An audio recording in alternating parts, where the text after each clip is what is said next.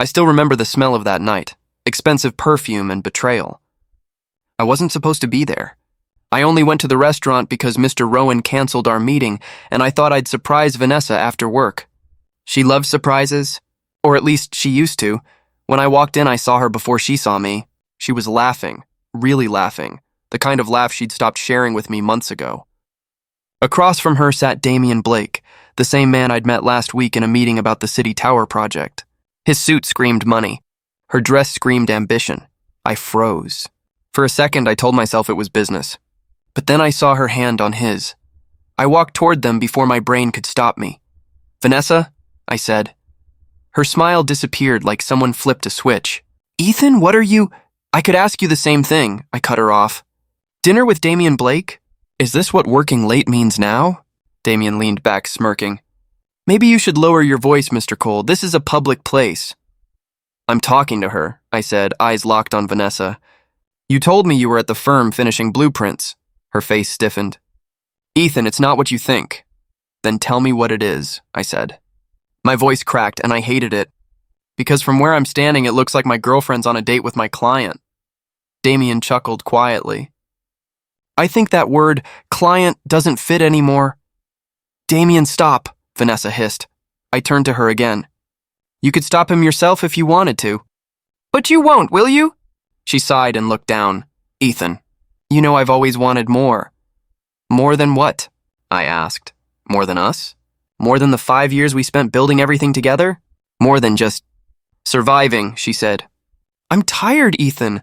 I'm tired of counting every dollar, of watching you chase dreams that never seem to pay off." Her words hit like stones. "So you traded love for money?" "Don't twist it," she said softly. "I didn't plan this. Damien believes in me. He can give me a life I've only imagined." "And I can't," I whispered. She didn't answer. Damien sipped his wine, smug as ever. "Don't take it personally, Ethan. She just made a better investment." I wanted to punch him, but I didn't. I just stared at Vanessa. "You agree with him?" Her eyes glistened. "It's not that simple." "It is," I said. "You chose him. You chose money over everything we built." "I chose stability," she said. "You're talented, but dreams don't pay rent." Damien offered me a partnership in his design branch.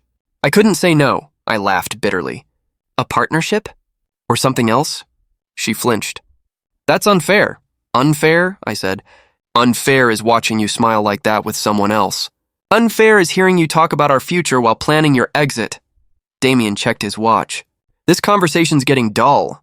"Then leave," I said coldly. He smirked and stood. "You'll learn, Cole. Love's just another transaction. Some people understand that sooner." I stepped forward. "If you hurt her," he interrupted, "you already did by being average." Then he walked off, leaving the smell of his cologne behind. Vanessa looked at me, tears finally falling. "I never wanted it to end like this." "Then why start it?" I asked quietly. "You could have told me you stopped believing in me. You didn't need to lie." "I thought maybe I could handle both," she whispered. "But I can't. I don't love you the way I used to." The words sliced clean through. "Say that again." She looked away. "I don't love you anymore." The restaurant went silent in my head. I could hear my heart, every beat louder than the one before. I didn't shout. I didn't cry. I just nodded slowly. "Thank you," I said. "For what?" "For finally telling me the truth." I turned to leave. She reached out, grabbing my arm. "Ethan, please," I pulled free. "You made your choice, Vanessa. I hope it keeps you warm when the nights get quiet." She flinched, but I didn't stay to see more. I walked out into the cold air, every step heavier than the last. Outside, the city lights blurred through my tears. I tried to breathe, but my chest felt hollow. My phone buzzed. Liam's name lit up, but I couldn't answer. What could I say? That the woman I loved traded me for a richer man? That everything I believed in just broke apart in a restaurant full of strangers? I kept walking. Past the traffic, past the noise, past the part of me that wanted to turn back. That night, something inside me died. But in its place, something else started to burn. Quiet, steady, dangerous. It was the night I lost her. And the night I found myself. "Ethan, you haven't answered a single call this week." Liam's voice filled my messy apartment as he stepped over empty coffee cups. Man, it smells like depression in here, I rubbed my eyes. You don't have to say it out loud. I'm living it. He dropped a takeout bag on the table. You're not eating. You're not sleeping. You're not even shaving. You look like a rejected movie extra. I'm fine, I muttered. You're not fine. You're drowning. I looked at him trying to laugh, but it came out cracked. She's gone, Liam, and she didn't even flinch. I was just... Background noise. He sat beside me. You're more than that. You just forgot it. Forgot? I scoffed. She reminded me every time she smiled at someone else's money. Liam sighed. You can't live in this hole forever. Mr. Rowan's been asking about you. Mr. Rowan? I frowned. He doesn't need me anymore. I messed up 2 deadlines already. He still believes in you, Liam said. He told me pain builds better architects than comfort ever will, whatever that means. I ran my fingers through my hair. It means he's never had his heart broken by someone who knows all his dreams. Liam leaned forward. Go see him, Ethan. Do something. Sitting here scrolling through Vanessa's pictures won't change anything. I don't scroll, I said quietly. He looked at my phone on the table. Then what's that? Her face was glowing on the screen. New dress, new car, new man. Damien beside her, smiling like he won. Liam shook his head. You really like torturing yourself, huh? I put the phone face down. I just need to remember what I lost. Or what you escaped, he replied. I didn't answer. He patted my shoulder, grabbed his jacket, and said, Meet Rowan tomorrow. Promise me that much. Fine, I said, though I didn't mean it. The next day, I found myself standing in Mr. Rowan's office. The old man was sketching a tower design, glasses sliding down his nose. You look like hell. Ethan, he said without turning around, I've heard that twice this week. Then maybe it's true. He finally looked up, his gray eyes sharp. Sit down, I sat. I don't even know why I came.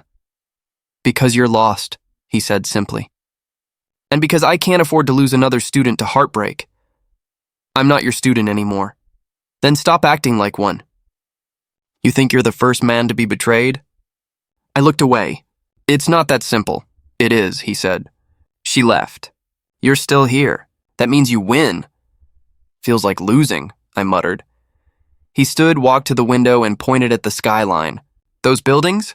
Every one of them came from pain. Broken hearts, failed deals, shattered dreams. But they still stand. Because their creators refused to fall, I swallowed hard. How do you refuse when everything hurts? You work, he said. You draw, design, build until the pain turns into purpose. You use it.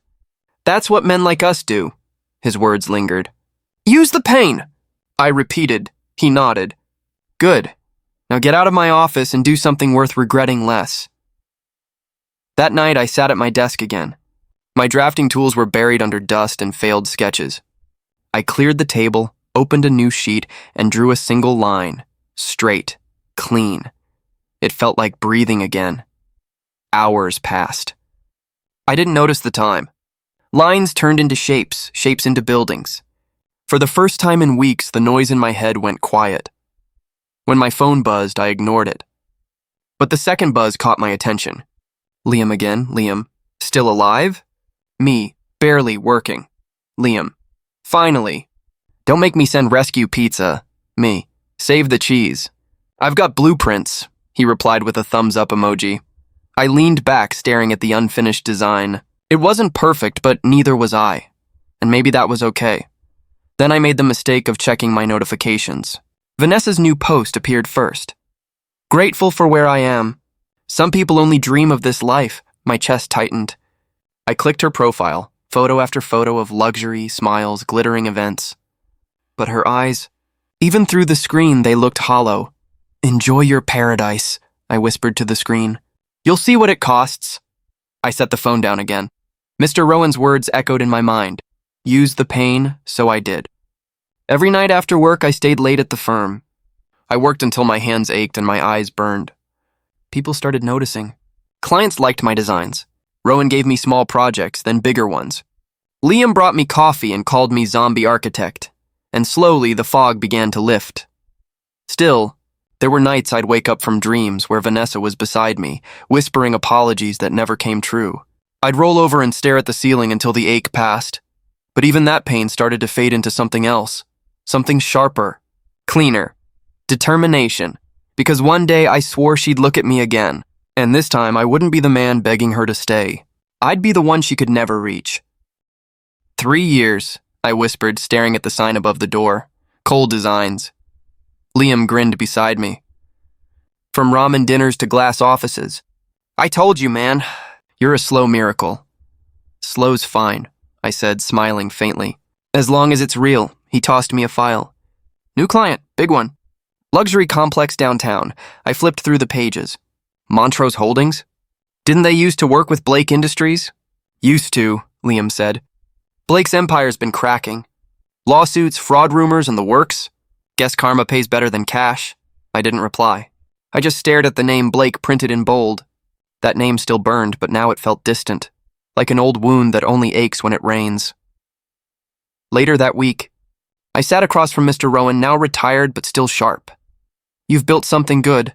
Ethan, he said, sipping his tea. How does it feel? Like I finally earned my place, I said. But sometimes I wonder if it's revenge driving me, not passion, he chuckled. Revenge is a spark. Passion keeps the fire alive. Don't confuse the two, just use them wisely, I smiled. You always know what to say. Age has to be good for something, he said. Now what's really on your mind? I hesitated. Vanessa, Damien, I heard his company's being investigated. Ah, Rowan said softly. So the storm's finally circling back. Feels like it, I said. And I'm not sure what to feel. Feel nothing, he said. Just build. That's your answer to everything. That night I stayed late at the office. My team had gone home hours ago. The city outside glittered, full of life, noise, temptation. My eyes drifted to the desk where an unopened envelope sat. It had arrived that morning. Elegant, gold-embossed, and heavy with meaning, I picked it up again and read the print. Invitation. Annual Business Gala Host. Blake Industries. My hands trembled. Not from fear. From memory. I could almost hear Vanessa's laugh again, echoing across that restaurant table. Damien's smug voice telling me I was average. Average. I'd built an entire company to bury that word. The door creaked open behind me. A soft voice said, "Still here?" I turned. It was Sophie Bennett, my new project manager. She'd joined a year ago and quickly become the calm center of my chaos. Can't sleep? She asked, leaning against the doorframe. I don't really try anymore, I said.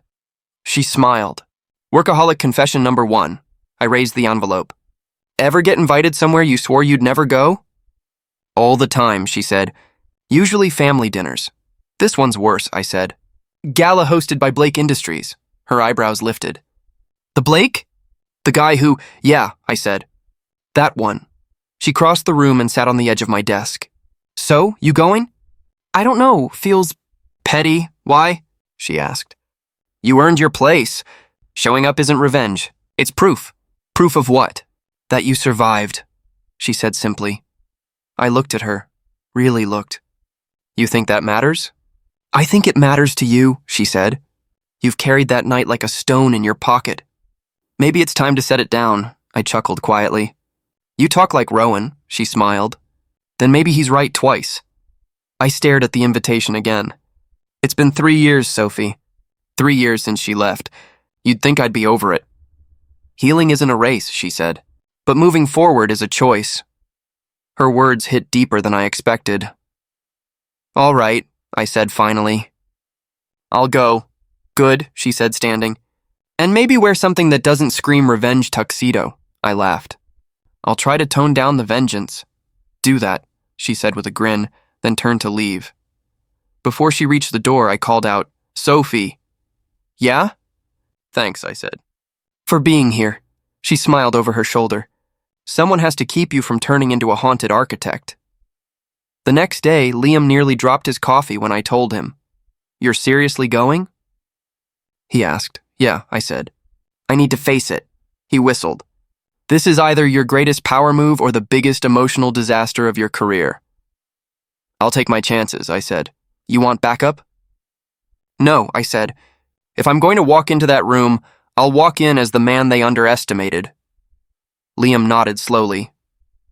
Then walk tall, brother. And maybe send a selfie when her jaw hits the floor. I smirked. You're impossible. That's why you keep me around, he said. As the night of the gala approached, I found myself standing in front of the mirror. The man staring back wasn't the one who'd begged in a restaurant 3 years ago. This one had scars, but he'd turned them into armor. I adjusted my tie, picked up the invitation and slipped it into my jacket pocket. Sophie's words replayed in my head. Showing up isn't revenge, it's proof. Outside, the city buzzed with neon life. I walked toward my car, each step steady, each breath controlled. I wasn't going to the gala for her. Or for him. I was going for me. For the version of Ethan Cole who thought love was enough. And the man who learned that pain could build something stronger than love ever could. When I reached the car, Liam's message popped up on my phone. Time to rise forgotten. I smiled. For once, he was right. Tonight, I wouldn't be the man who lost everything. I'd be the man who built it all back and made them remember. The hotel ballroom glowed with gold and crystal, laughter bouncing off marble floors. I stood near the entrance, invitation in hand, trying to steady my breath. Big night, Sophie said softly beside me. Big ghosts, I murmured. You sure you want to be here? She smiled. You'll need someone to stop you from breaking a champagne glass. Fair point, I said, managing a faint grin. We stepped inside. Music swelled. Waiters glided past with trays of wine. I caught snippets of conversations, money, markets, mergers, all the language of people who thought wealth erased emptiness. Then I saw her, Vanessa. She stood under the chandelier, wearing silver that shimmered like frost. For a moment, the air in my lungs turned heavy. Her eyes met mine. Time stopped. Then I saw it, the shock, the disbelief. The smile that began, faltered, and froze halfway. Sophie noticed. Is that her? Yeah, I said quietly. That's her. Want to leave? No, I said. Not this time. We crossed the room slowly. Damien stood nearby, deep in a heated argument with 2 men in suits. His voice was sharp, desperate. He didn't even glance at her. When I finally stopped in front of Vanessa, she blinked, once, twice, as if trying to make sure I was real. Ethan, she breathed. I didn't expect to see me, I finished. Yeah, I figured. She forced a small laugh. You look different. Life does that, I said. You look the same, almost. Almost? She repeated, a flicker in her tone. The light in your eyes, I said before I could stop myself. It's gone. Her lips parted, but no words came. For a second, the mask slipped, then she caught it again. I've heard about your company, she said quickly. Cole Designs, right? You're doing really well, I nodded. We've been lucky. Hard work helps. I always knew you'd make something of yourself, she said, her voice smooth, rehearsed. I tilted my head. Did you? She looked down at her glass.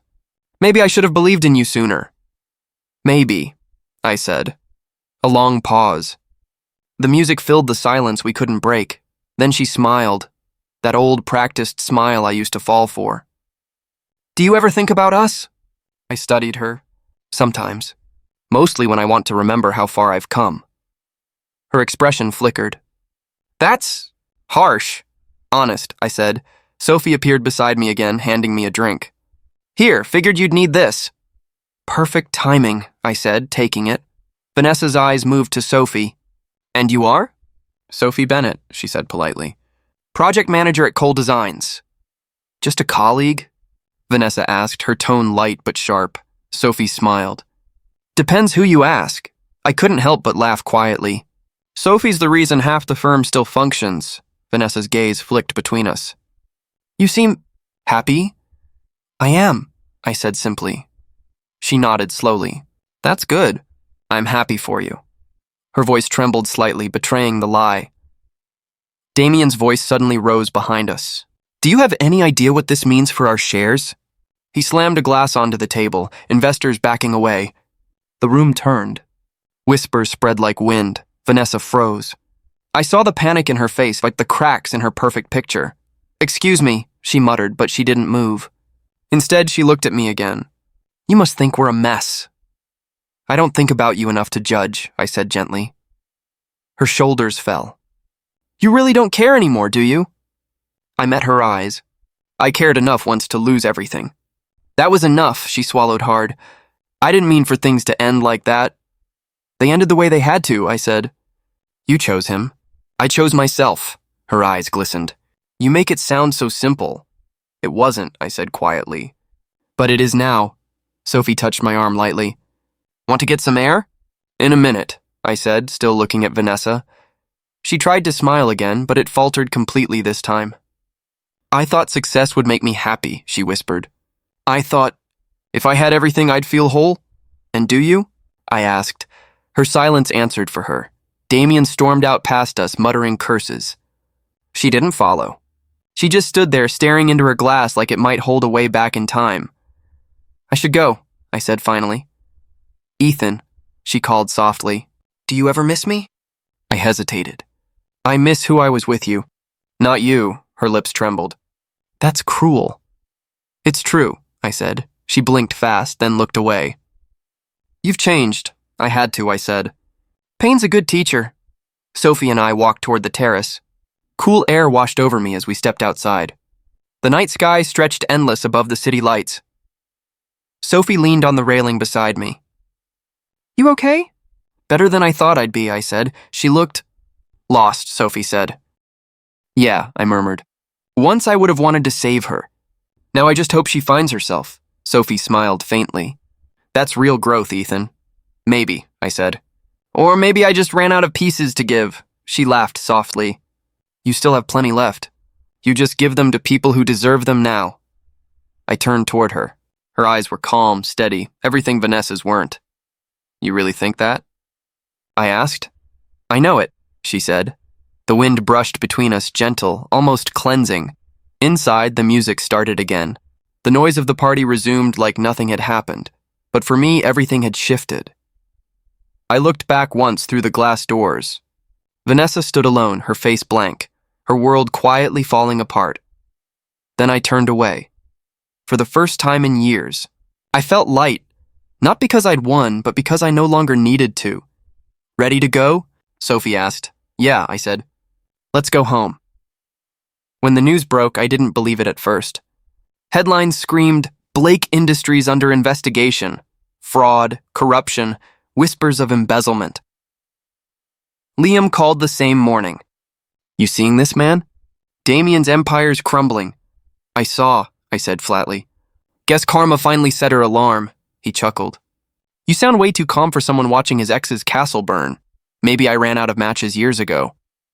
That night, my phone buzzed with a message I hadn't expected. Vanessa Reed, can we talk? Please. I stared at it for a long time. Every instinct told me to delete it. Instead, I typed back 1 hour. The old cafe on 5th. The place hadn't changed, still smelled of roasted beans and quiet regret. When I walked in, she was already there, sitting by the window, sunglasses on even though the sky was gray. Ethan, she said softly when I approached. You came. I said I would. She looked tired. Not the kind of tired money fixes. The kind that comes from pretending too long. I wasn't sure you'd agree to see me, she said. I wasn't sure either, I replied, sitting across from her. So why am I here? She hesitated, fingers tracing the rim of her cup. Things have been difficult. I read the headlines. It's worse than that, she said quickly. Damien, he's not who I thought he was. He lied about everything. The deals, the investors, even our finances. I leaned back. Shocking, her eyes flickered with guilt. I know I deserve that. I made choices I can't undo. Yeah, I said quietly. You did, she sighed. I thought I was choosing stability, security. But it was all fake. He used me, Ethan. Everyone knows now. The press, his board, he's ruined, and I... You what? She looked up, eyes glassy. I don't know where to go. I don't even know who I am anymore. I stayed silent. The hum of the espresso machine filled the pause. I kept thinking, she continued, voice trembling, maybe you'd understand. You always saw the best in me? I used to, I said. I regret leaving you. The words fell out like a confession. Every single day I regret it. I swallowed hard. You regret losing comfort or losing me? Her jaw tightened. Don't do that. I'm just asking, I said. Because the Vanessa I knew wouldn't have messaged me if her life wasn't collapsing. She looked away. That's not fair. It's honest. She leaned forward, desperation in her voice. You think this is easy for me? Coming here admitting I was wrong? Damien destroyed everything. I don't even have my apartment anymore. So that's why you called, I said, my voice low. Not love. Not closure, survival, she flinched. That's not true. It is, I said. If Damien were still rich, we wouldn't be sitting here. Her eyes filled with tears. Ethan, please. I'm not asking for much. I just need a fresh start. Maybe you could help me find a job? Somewhere quiet out of the city? I laughed under my breath, bitter, sharp. You want me to help you start over? I don't deserve your kindness, but I don't know who else to turn to. Then maybe it's time you learn to stand alone, I said. Her lip trembled. You've changed. I had to, I replied. You left me in pieces. I built something out of the ruins. I see that, she whispered. You're everything I thought you'd never be. I nodded. And you're everything I hoped you wouldn't become. She covered her face for a second, shoulders shaking. You think I haven't suffered? I think you made your choices, I said quietly. And this is what they gave you. She wiped a tear, eyes shining with defiance. You're enjoying this, aren't you? Not even a little, I said. Once I would have done anything to save you. Now I just hope you save yourself. She stared at me, voice breaking. Ethan, please. Don't walk away, I stood. My chair scraped softly against the floor. You traded my love for luxury, Vanessa, I said, meeting her eyes. Now you can't afford my time, she gasped quietly. That's cruel. No, I said. That's closure. I dropped a few bills on the table and turned toward the door. Ethan, she called out. Wait, please. I didn't. Outside, the rain had started, soft and cold against my face. I walked down the street, each drop washing away the last trace of what we were. Behind me, through the glass, I saw her sitting alone, the same seat, the same window, but a different kind of silence. Liam called a few minutes later. You good? Yeah, I said. Just finished a chapter I should have closed years ago. He paused. That bad, huh? No, I said, watching the city blur through the rain. That freeing. The headline hit like thunder. Damien Blake arrested for fraud and embezzlement. I stared at my phone, the article glowing against the morning light. Every detail felt surreal. The mansion raided, assets frozen, board members turning on him. Liam burst into my office 5 minutes later, waving his tablet. You seeing this? The great Blake finally caught in his own web. I saw, I said. Man, you should be celebrating. The guy who stole your girl just got dragged out of his glass palace in handcuffs. I leaned back in my chair. I'm not celebrating, Liam. He blinked. You're kidding. I'm not, I said quietly. I thought I'd feel something. Relief, victory? Something. But all I feel is peace. He studied me for a moment, then nodded slowly. Guess that's when you know you've really moved on. By noon, reporters were calling the office non-stop, not for gossip, but for me. Mr. Cole, one journalist said during an interview, you've become one of the youngest architects to win a national award. What drives you? I smiled slightly. The desire to build something honest, something that lasts. Do you believe success is the best revenge? She asked, eyes sharp. I paused, then said, No, peace is. The interview went viral. Comments flooded in about my humble response, but I didn't care about the attention. I just wanted quiet. That night, I met Sophie on the rooftop of our office. The city spread below us, lights shimmering like constellations trapped on Earth.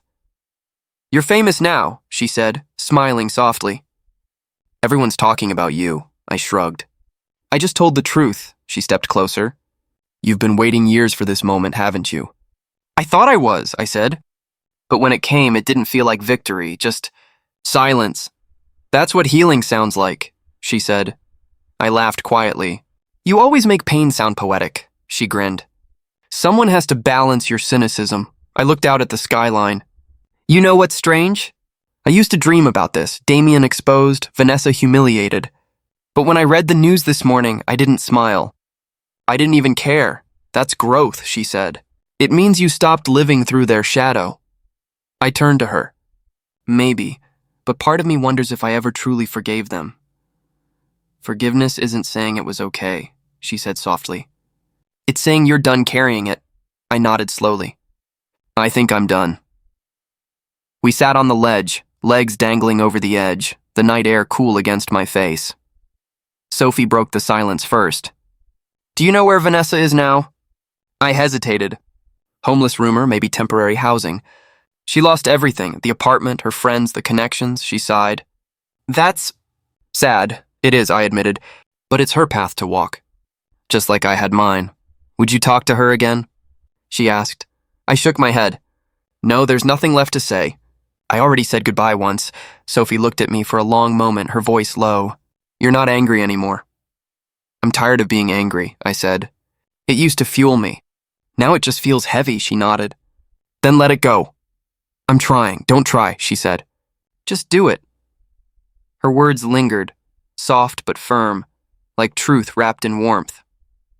After a while, she sat closer, our shoulders almost touching. You've come so far, Ethan, she said quietly. You didn't just survive. You transformed. I didn't do it alone, I said, glancing at her. She smiled. Maybe not, but you were the one who kept walking when everyone else stopped believing. Even when I didn't believe in myself, I said. Exactly, she whispered. The city lights flickered across her face. Calm, gentle, grounding. I used to think revenge was the goal, I said, that proving them wrong would fix everything. But now, I don't want to look back anymore. Then don't, she said. Revenge isn't winning, Ethan, it's letting go. I exhaled slowly. For the first time in years, my chest didn't feel tight. You're right, I said. It's over, she smiled. Good, then maybe it's time you start living for something new. I looked at her, at the warmth in her eyes that didn't demand, didn't judge, just stayed. Maybe I already am, I said. She blushed faintly, her hand brushing mine. Careful, Mr. Cole, that almost sounded like hope. I laughed softly. Maybe it was. When we finally stood to leave, the night had quieted. I looked once more over the city. The same city that had broken me, tested me, and somehow rebuilt me. Funny, I said. All those years chasing revenge and peace was waiting right here.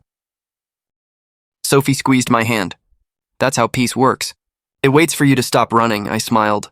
Then I guess it's waited long enough. As we walked down the rooftop stairs, I felt something I hadn't felt in years. Not triumph, not revenge, but freedom. And for the first time since that night in the restaurant, I could finally breathe. The sunlight filtered through the half-built glass roof of the community center, scattering soft reflections across the wooden floors. I leaned over the blueprint table, pencil in hand, when Sophie called out, "You're overthinking that column again, aren't you?" I smirked. It's not overthinking if it's precision. She walked over, brushing a loose strand of hair behind her ear. Ethan, this place isn't a museum. It's for kids who need somewhere to belong, not a perfect angle. I laughed quietly. Fair point. Maybe I just wanted to stand the test of time. She looked at me, her tone gentler now. You're building more than walls here. You're rebuilding yourself. Her words lingered. Before I could reply, a voice I hadn't heard in years drifted across the unfinished hall. Ethan? I froze.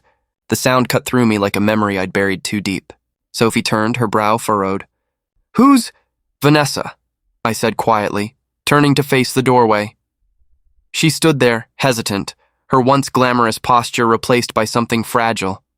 Her clothes were simple, her eyes hollow but searching.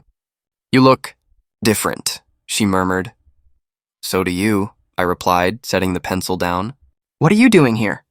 I heard about your project, she said softly. I wanted to see it. To see you. Sophie glanced between us, reading the unspoken tension. I'll check on the team outside, she said, squeezing my arm before stepping away. Vanessa's gaze followed her. She seems kind. She is, I said simply. There was a pause heavy enough to drown in. Vanessa looked around the space, her voice trembling. It's beautiful. You really built this? With help, I replied. People believed in the idea. Her eyes glistened. You always had that drive. I used to admire that about you. Used to, I echoed, my tone calm but distant. She sighed, clasping her hands. Ethan, I didn't come here to pretend. I know what I did. I know I hurt you. I leaned against the table, studying her carefully. Why now? Because I finally understand what I threw away, she said, her voice cracking. When Damien was arrested, everyone vanished. The friends, the parties, the fake smiles are gone overnight. I thought I'd built a future, but it was all sand. I stayed silent, letting her speak. I blamed him at first, she continued. Then I blamed myself, and now I just want to tell you I'm sorry. Not because I want you back, but because I can't carry the guilt anymore. Her honesty cut deeper than her betrayal ever had. I exhaled slowly. Vanessa, when you left, I hated you. I wanted you to see me succeed just so you'd regret it. But somewhere along the way, I stopped caring about that. I found peace, her lips trembled. Peace after everything I did? Yes, I said quietly. Because peace isn't about forgetting. It's about not letting pain define you anymore. She blinked back tears. You really forgive me? I do, I said. Not for you. For me? A faint smile ghosted across her face. You sound like someone who finally understands love. Maybe I do, I said. Love isn't about ownership or pride. It's about freedom, she nodded slowly. And Sophie? She's part of that freedom? I hesitated for a heartbeat before answering. She helped me remember who I was before I became bitter. She doesn't fill a void, she makes me whole. Vanessa's eyes softened. I'm glad. You deserve that. For a moment, we just stood there in the quiet, surrounded by the smell of wood and paint, the faint sounds of hammers in the distance. She looked around again, tracing the outlines of the walls. I never thought you'd come back here. I didn't either, I admitted. But this place feels like closure, rebuilding what I once lost. Vanessa smiled sadly. You rebuilt yourself too. Maybe, I said. But the truth is, I didn't rebuild to prove anything. I did it because I finally stopped needing anyone to validate my worth. Her eyes shimmered. You've changed.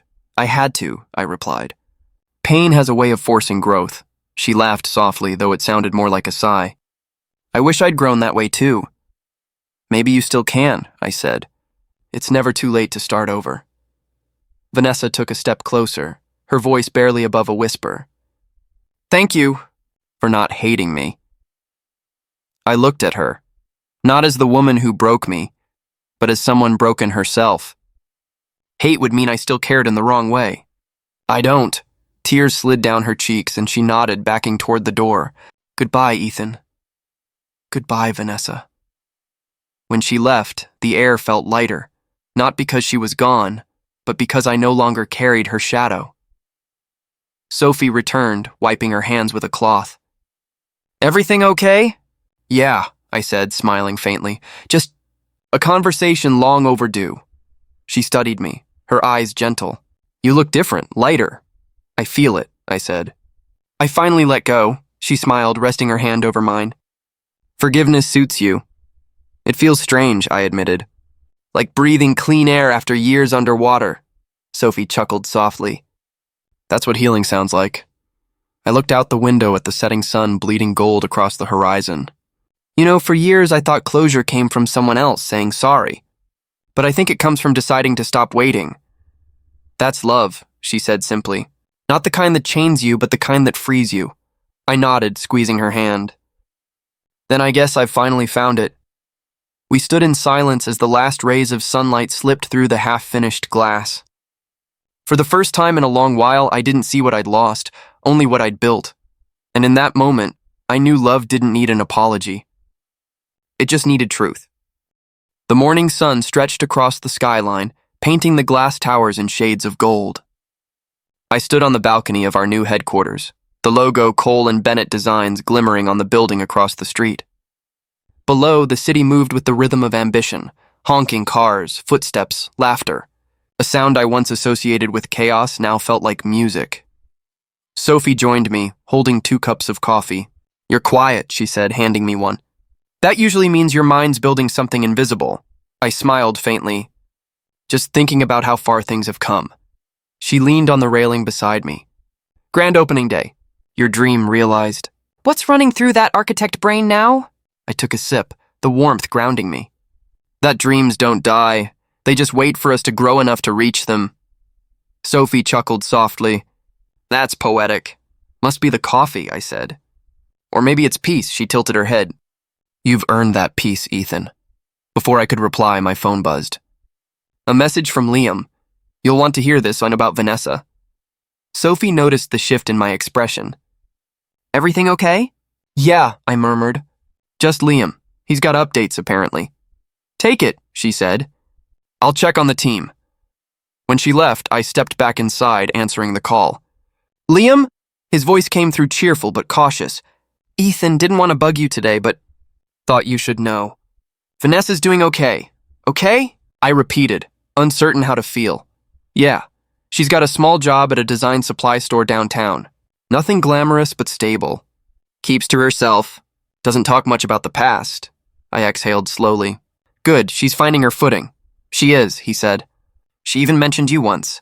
Said you taught her what real love looked like, even if she didn't deserve it. Silence stretched between us. She's trying, Ethan, Liam added softly. Thought you should know. Thanks, I said, my voice calm. That's enough for me. When I hung up, I stayed still for a while, letting the news sink in. There was no sting, no anger, only quiet acceptance. Sophie returned, brushing dust off her hands. You look like someone who just closed an old chapter. Maybe I did, I said. She studied my face. Vanessa! I nodded once. Liam said she's rebuilding her life. That's good, right? It is, I said. A few years ago, I would have wanted to hear she failed. Now I just want her to find peace too. Sophie smiled. That's how you know you've healed. I turned back toward the view. Funny how life balances itself. I was broken once, trying to prove I mattered. Now I don't need to prove anything. She leaned closer. Because you already became everything they said you couldn't. I looked at her, the steadiness in her eyes, the quiet strength that had guided me through the storm. No, I said softly, because I stopped measuring my worth by what others broke. Her hand brushed mine. You've come a long way from the man I met at that charity event. I laughed. You mean the guy who barely smiled and measured his emotions in silence? Exactly that one, she said with a grin. Now look at you, building dreams, smiling more, and actually drinking his coffee before it gets cold. I raised my cup in mock pride. Character development. She laughed, and for a moment, the world felt weightless. Later that afternoon, after the ribbon cutting and speeches, I found a quiet moment alone again on the balcony. The city stretched endlessly, the same streets that once carried my heartbreak now carrying my success. I thought of Vanessa. Not the woman who left me, but the one trying to rebuild herself in the ruins of her choices. I could almost picture her walking to work in a modest outfit, carrying boxes, smiling politely at customers. For the first time, the image didn't hurt. It simply was. Sophie's voice broke the silence behind me. You're thinking about her again. I guess I am, I admitted. But not with anger. Just reflection. What are you reflecting on? How love changes meaning when you stop chasing validation, I said. I used to think love was sacrifice, that giving everything made it pure. But real love doesn't drain you. It steadies you. She stepped beside me, her tone soft. You're not just talking about her, are you? I smiled. No, I'm talking about us. About balance. She rested her head against my shoulder. Then let's keep it that way. For a long moment, we stood there watching the sun dip below the skyline. The city lights began to flicker on, one by one, like silent applause from the world itself. Sophie spoke quietly. Do you ever wish things had gone differently back then? I thought about it. The betrayal, the pain, the sleepless nights, the rebuilding. Then I shook my head. No, if they had, I wouldn't have found me, she smiled. And I wouldn't have found you, I chuckled. Guess the universe knew what it was doing. When the evening crowd started to thin, I leaned against the railing, watching cars crawl through the streets below. You know, I said slowly, there's something poetic about all this. Poetic? Sophie asked, smiling. You, the practical architect, saying that? Yeah, I said, glancing at her. Because I finally understand symmetry, not just in buildings, but in life.